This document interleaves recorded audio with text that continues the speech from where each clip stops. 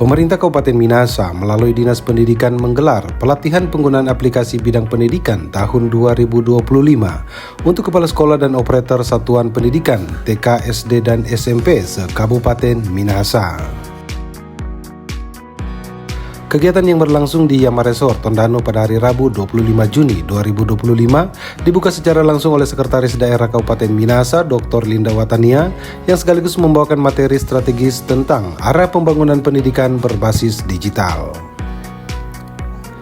Sekda Linda Watania menegaskan bahwa pelatihan ini merupakan bagian dari program prioritas pemerintah dalam mewujudkan visi misi Presiden, Gubernur, dan Bupati Minahasa yang menempatkan sektor pendidikan sebagai ujung tombak pembangunan daerah.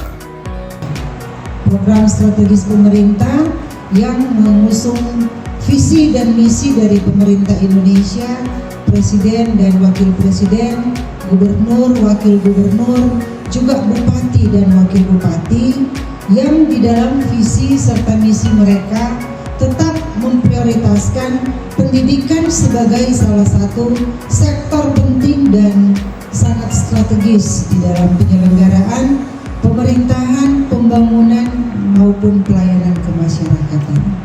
Bukan berarti sektor-sektor yang lain itu tidak penting, tetapi sektor pendidikan itu dianggap sebagai sebuah sektor yang unik dan sangat penting. Kenapa saya katakan unik? Karena dari sektor pendidikan nanti yang akan menghasilkan sumber daya manusia yang tentu saja akan menopang sektor-sektor yang lain terkait dengan pengetahuan atau kemampuan di dalam pengelolaan sektor digitalisasi. Itu merupakan salah satu sektor yang paling penting. Kita ketahui bersama, Bapak Ibu sekalian, ada beberapa penyelenggara pemerintah atau penyelenggara negara. Kalau dulu orang pernah dengar, itu penyelenggara negara itu baru ada 3, ya. Itu ada pemerintah yang berkewajiban menetapkan kebijakan-kebijakan, ya.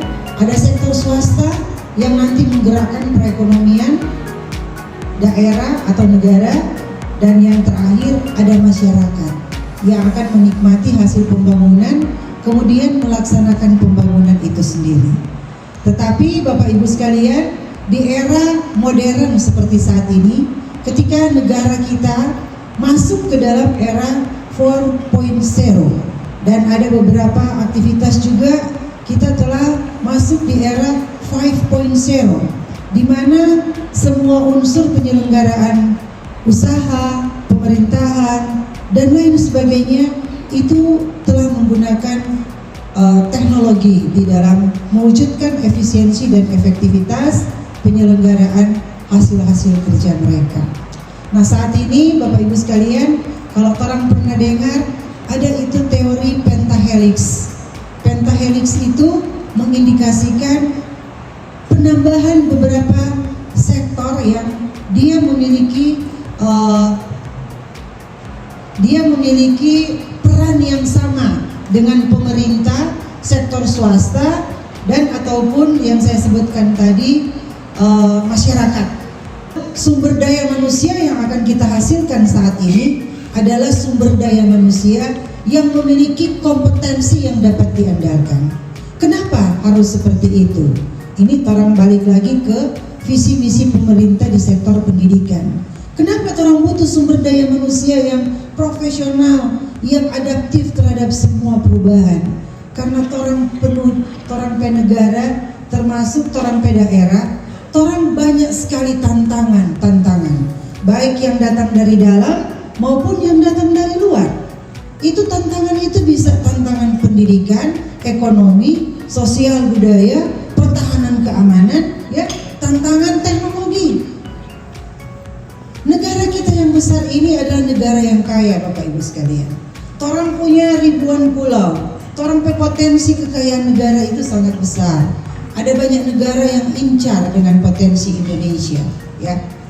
Ketika orang sebagai insan pendidikan tidak melihat kebutuhan ini bagi anak didik kita, akan orang bawa kemana ini Indonesia?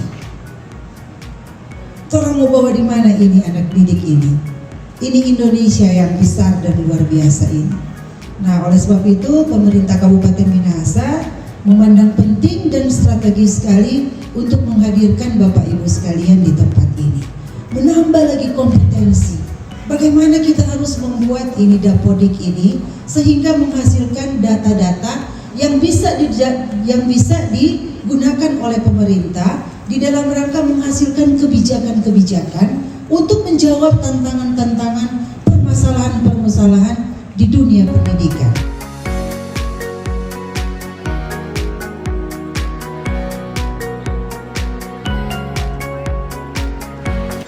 Dapodik ini adalah aplikasi dari kementerian yang wajib diisi oleh seluruh satuan pendidikan karena berkaitan dengan kepentingan siswa dalam perhitungan besaran dana BOS yang akan diterima. Begitu juga data yang diisi Dapodik berkaitan dengan sarana prasarana untuk menentukan sekolah-sekolah mana yang bisa mendapatkan bantuan dari pemerintah pusat lewat dana DAK.